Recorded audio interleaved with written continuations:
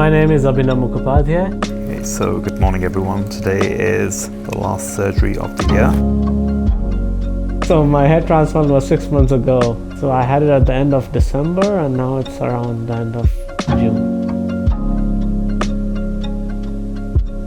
The surgery was painless and it was very quick, and Dr. Sharma was very helpful and supportive during the surgery.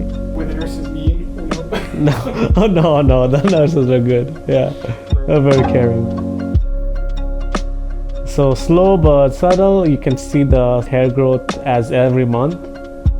And but then again, hair growth depends from person to person. For me, it's slightly slower, but it's coming. It was very quick and painless. I didn't have any problems with after post-care. It's a slow process. It's like my hair is growing back, but more slowly. So I would expect full change and not wearing cap after 8 months, I would assume.